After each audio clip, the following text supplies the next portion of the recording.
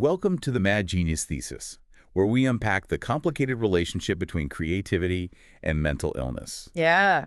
Today, we're taking a deep dive into the life and work of Diane Arbus, a photographer who, well, kind of shocked the art world with her portraits of society's outsiders. You know, right from the start, Arbus's life was marked by this daring that bordered on, I'd say, recklessness. Yeah. As a teenager, she would actually stand on the ledge of her parents' 11th story apartment. Oh, my God. Testing her limits, just staring out at the vastness of Central Park. It's almost like she was, drawn to the edge, literally and figuratively. Right. And that sense of pushing boundaries, of confronting the uncomfortable, that definitely comes through in her photography. Absolutely. We have a ton of sources to guide us today: biographies, interviews with people who knew her, critical analyses of her work, and our goal is to unpack this complex question. Was there a connection between Diane Arbus's artistic brilliance and her struggles with mental health? It's a question that has haunted us for centuries, this idea of the mad genius, this notion that creativity and suffering are somehow intertwined. And Arbus's life definitely provides a lot for this debate. It's important to remember, though, that we're not here to diagnose or to offer simple answers. We're here to really explore the nuances, the complexities, and to see what we can glean from Arbus's life and work. Okay, so to do that, we need to start at the beginning. Diane Arbus grew up in a world of privilege. Yeah. Her family deeply connected to the famous Russack's department store on Fifth Avenue.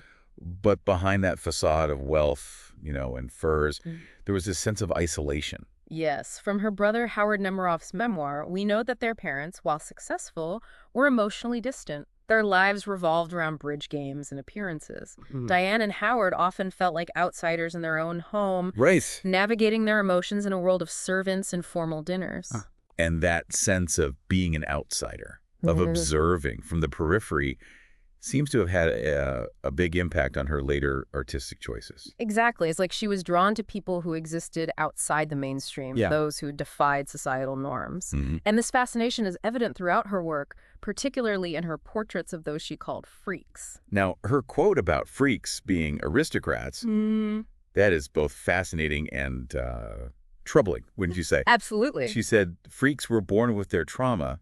They've already passed their test in life. They're aristocrats. Right.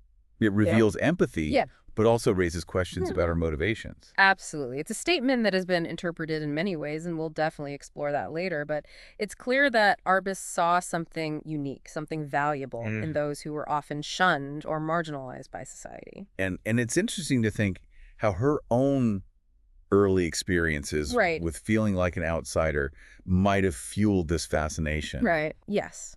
Her childhood, while privileged in a material sense, seems to have lacked genuine connection. And maybe she sought that connection in these unexpected places among those who embraced their differences, celebrated their individuality. And even as a child, Diane found comfort and expression through art. Her art teacher, Victor D'Amico, he immediately recognized her talent, but also sensed this deep inner turmoil. He said, she wasn't aware of her talent then, but her talent, her imagination, compelled her to live in a state of internal crisis, of excitement, which must have been disturbing to her. Wow. That's from Arthur Lubow's article in the anthology Diane Arbus, Revelations. That's a really powerful observation. It suggests that her artistic sensibility was both a gift and a burden, a source of both joy and torment. Yeah, and it seems that this inner turmoil, this internal crisis, would become this recurring theme throughout her life. Absolutely. It's something we'll continue to explore as we go, examining how this tension between creativity and mental anguish played out in her work and in her relationships. Okay, so let's move on to, I think, a pivotal moment in Arbus's development as a photographer. Her encounter with Lisette Model. Model was a photographer known for capturing the gritty realities of life. Yeah. Particularly among society's underdogs. Right. She had this ability to find beauty in the unconventional. Yeah. To reveal the humanity behind the facade. Model became a mentor to Arbus, encouraging her to embrace her unique vision, to challenge traditional notions of beauty, and to confront those raw emotions that often lie hidden beneath the surface. There's a kind of funny anecdote about their relationship. Carmel Snow, the editor of Harper's Bazaar, actually tried to sabotage their connection seeing Model as a troublemaker. Oh, yeah. The art world can be a dramatic place. Right. But Model's influence on Arbus was lasting. Yeah. She taught her not only technical skills, but also a way of approaching her subjects with a mix of empathy and detachment. So how did this mentorship actually impact Arbus's photographic style? Did she adopt any specific techniques or approaches for Model? Well, one key thing is this idea of directness, of confronting the subject head on. Model encouraged Arbus to engage with her subjects, to establish a connection, even if it was momentary. And you see this in Arbus's portraits, where her subjects often stared directly into the camera, challenging the viewer to acknowledge their presence. It's like she's saying, look at these people. Don't turn away. Right. They exist. Their stories matter. Exactly. And this directness, this unflinching gaze, is part of what makes Arbus's work so compelling and maybe for some so unsettling. Yeah, it's not always easy to look at her photographs. Right. They challenge our notions of beauty, of normalcy, of what's acceptable to depict. And this, of course, is part of what makes her work so important. Absolutely. And as Arbus's style developed, she started to focus more intently on those on the fringes of society, the freaks, as she called them. Right. Circus performers, nudists, people with physical differences. And this is where that controversial quote about freaks being aristocrats comes in. Yeah. Some view her work as exploitative, right, while others see it as a celebration of individuality.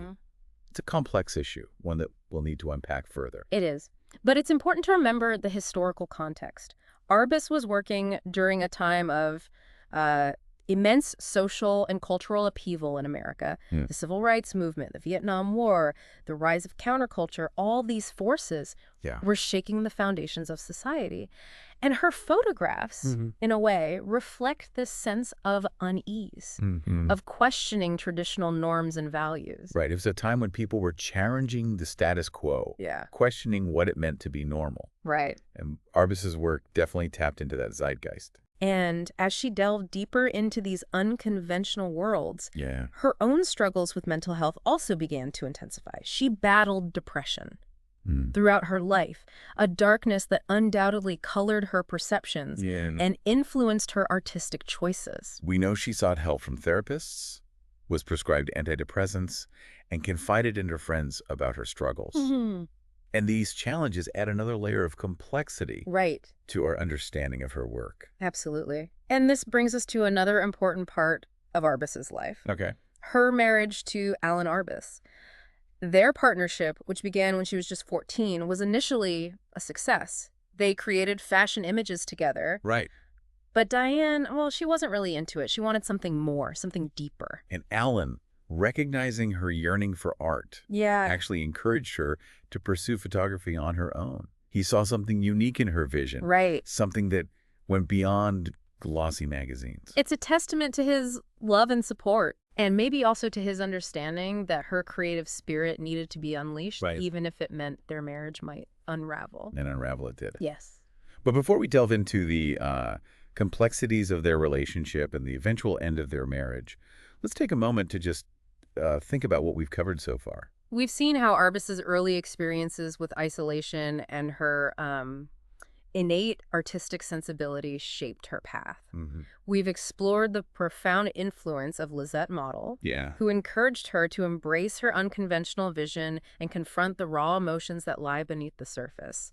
And we've begun to discuss her fascination with those on the fringes of society, those she called freaks, and how this fascination both captivated and disturbed the art world. But there's so much more to uncover. What do you find most intriguing about Arbus's story so far?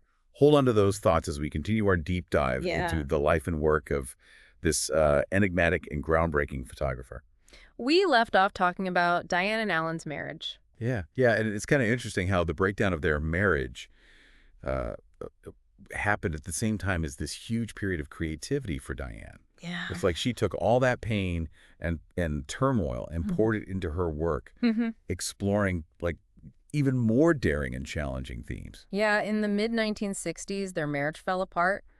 It was really devastating for Diane. You know, she felt lost and insecure. She confided in her friend, Tina Fredericks, about feeling inadequate, worried she hadn't done enough in the marriage. And this period of vulnerability, it's when she really found her artistic voice.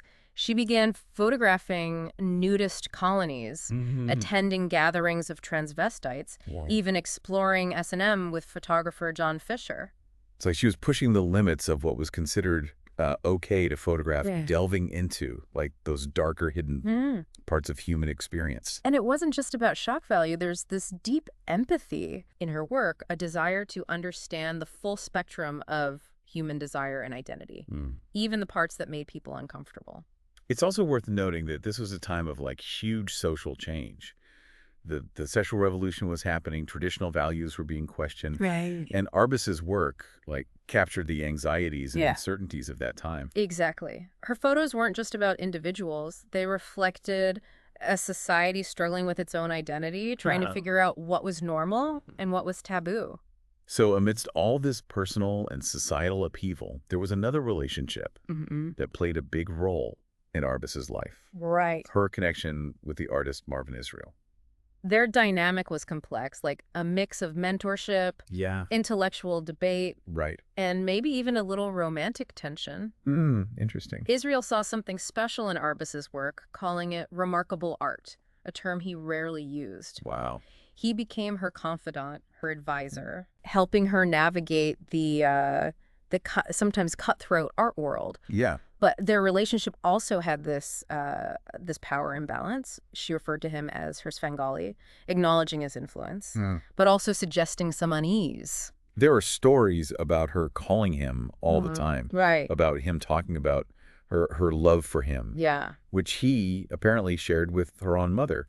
It seems like there was a deep emotional connection, even though Israel was in a long-term relationship with another artist. It's a complicated story and one that raises questions about their motives and the impact on Arbus's emotional state. But let's not get too lost in the gossip. Right. What matters is how this relationship may have shaped her art. Yeah, okay, so how did it... Well, Israel pushed Arbus to embrace her darker side, to push those boundaries even further. Yeah. He recognized the power of her work to challenge social norms and these conventional ideas of beauty. And this is where things get really fascinating.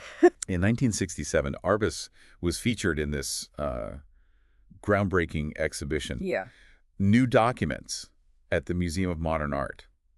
This exhibition, curated by John Sirkowski, showcased the work of three up-and-coming photographers, Arbus, Gary Winogrand, and Lee Friedlander. This exhibition was a turning point in the history of photography. These photographers weren't interested in, like, pretty pictures or idealized visions. They wanted to capture the grit, the chaos, the complexity of real life. And they did it in a way that was both aesthetically new and really unsettling. Arbus's work especially sparked strong reactions. Her portraits of those on the margins, often staring right into the camera, forced viewers to face their own prejudices and assumptions. Exactly. The critics were divided. Some praised her as a visionary, while others condemned her work as exploitative and voyeuristic. But one thing was for sure, Arbus had made it. She wasn't a photographer struggling for attention anymore. She was a force, her work provoking discussion and pushing the boundaries of what art could be. This newfound success, though, came with a personal cost. Her depression got worse, and she seemed to be looking for comfort in increasingly risky and unconventional behavior. Her personal life continued to be, tumultuous. And her relationship with Marvin Israel, while giving her intellectual and emotional support, also had its problems. Their dynamic was this mix of admiration, dependence, and maybe even a little possessiveness from both sides. It was a time of contradictions. Success in her art, but turmoil in her personal life. Her work gained recognition while her inner struggles grew deeper. And during all this, she was raising two daughters. Oh, right. Dune and Amy grew up surrounded by their mother's unique world, witnessing both her brilliance and her fragility. It must have been a confusing and challenging environment for them. I can only imagine the impact it had on their lives. But Arbus kept working, pushing herself to capture the heart of human experience. She walked the streets of New York, connecting with strangers, capturing those candid moments with a sensitivity and rawness that few other photographers could match. Her work from this time reflects this deep exploration of the human condition. Right. Her portraits become more intense, more confrontational. She doesn't shy away from the difficult, the uncomfortable. She embraces it. And she does this while struggling with her own inner demons. This constant depression that threatened to overwhelm her. It's a tragic paradox, isn't it? It is. Her art thrived as her personal life became more turbulent. It really shows the complexities of the creative process, how pain and darkness can fuel artistic brilliance. But even with her success and the support of those around her, Arbus's struggles with mental health, they just kept escalating. There's a story about her bumping into Gary Winogrand on the street shortly after separating from Alan. She was visibly upset, talking about losing access to a darkroom and mentioning a recent bout with hepatitis. Oh, wow. She also talked about feeling awful because of allergies to birth control pills and tranquilizers. It seems she was desperately searching for answers for both her physical and emotional pain. Despite these challenges, she never stopped working, never stopped pushing herself to explore the limits of photography and the depths of human experience. Her dedication to her craft was like unwavering, even as her personal life got more chaotic. It's as if she found a sense of purpose and meaning in her work, a way to make sense of a world that often felt overwhelming and confusing. Her photography became a way to connect with others, to explore the shared humanity that binds us all, despite our differences. There's this touching story from one of her students, Mary Ellen Andrews, who described a scene in Arbus's crowded classroom at Parsons School of Design. Some students were kind of resentful, thinking they wouldn't get enough individual attention. But Arbus, she shut that down with this simple yet profound statement. Nobody is going to love your pictures like yourself. That's powerful. It is. Right. It's a message that goes beyond just photography. It's about embracing your own vision, owning your perspective, finding comfort and strength in the act of creation, even when it's met with criticism or indifference. And as Arbus continued to struggle with her own internal battles, her work took an even darker turn. She began exploring those fringes of society with even greater intensity, seeking out those outside the mainstream, those who challenged traditional ideas of beauty and normalcy. She photographed nudist colonies, went to gatherings of transvestites, and even ventured into the world of S&M with John Fisher. It's as if she was seeking out the most extreme expressions of human experience, trying to understand the boundaries of normality and deviance. And her pictures from this time, they reflect this exploration. Her portraits become more intense, more confrontational.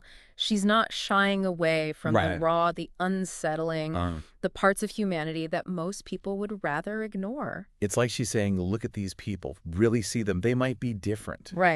They might make you uncomfortable, but they're no less human, no less worthy of our attention and respect. And this message, I think, was especially powerful during the turbulent 1960s, when those traditional values and social norms were being challenged on so many fronts. It was like she was holding up a mirror to society, showing its complexities, its contradictions, its beauty, and its ugliness. And this, of course, made some people uncomfortable. Oh, for sure. Her work was often controversial. Some critics said she exploited her subjects, sensationalized their differences. Others just found her work too disturbing, too raw for their taste. But even those who criticized her had to admit its power, its ability to make you think and challenge those conventional perceptions. And while she gained this acclaim, Arbus continued to struggle with her own demons. Her depressions got worse, and she became more and more dependent on medication. It's this tragic irony that her artistic vision blossomed while her personal life was falling apart. It really is. It's like she poured all her pain and confusion into her work, seeking comfort and understanding through creation. And we can't forget that she was also a mother raising two daughters, Dune and Amy. Amidst this whirlwind of creativity and personal struggle. And while she deeply loved her daughters, her art often took her away from them, both physically and emotionally. It's a tough situation that many artists face, especially women, trying to balance the demands of motherhood with the pull of their creative passions. And for Arbus, this tension was made even more difficult by her unconventional lifestyle and her fascination with those on society's fringes. I mean, this was the 1960s. Exactly. A time of social and sexual revolution. Arbus was testing her own boundaries, both personally and artistically. She was at gatherings of transvestites, photographed nudist colonies, even went into the world of S&M with John Fisher. Wow. It's like she was searching for those extreme expressions of human experience, trying to grasp the limits of what was considered normal and deviant. And her work from this period, it shows this exploration.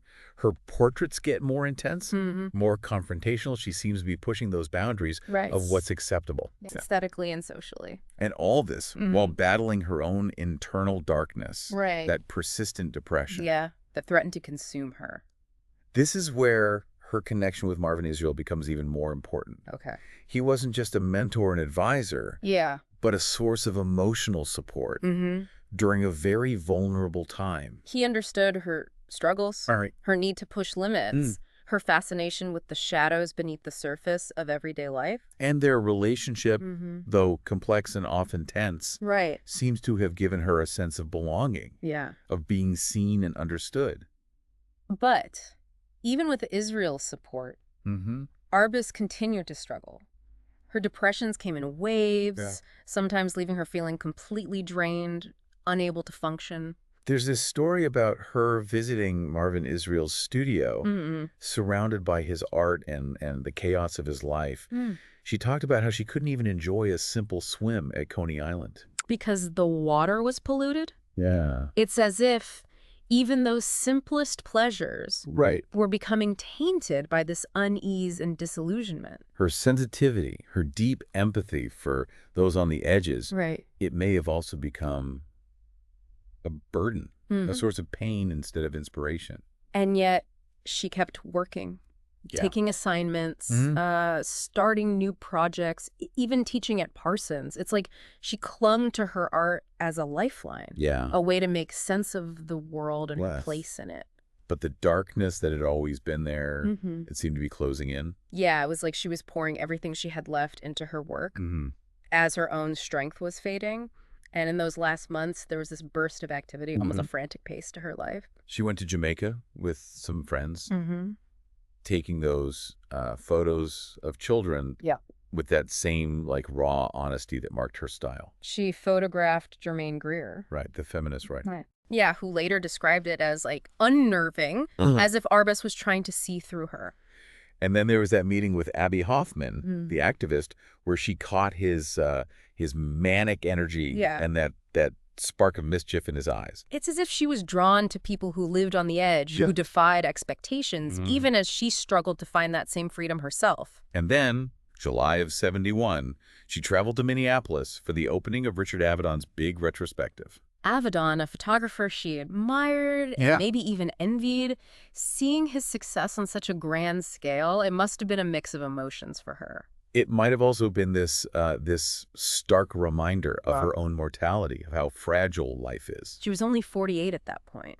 Yeah. But her body had been through so much, and her mental state was becoming more and more delicate. And so, on July 26th, 1971, Diane Arbus took her own life, leaving behind these powerful and haunting images that, to this day, continue to challenge and captivate people. It's such a tragic ending to a life.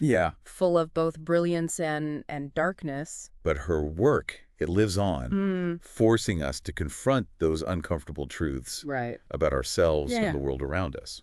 Her photographs, they invite us to look deeper, to see the beauty and the strangeness in the everyday, and to recognize the humanity in those who are often pushed aside or overlooked.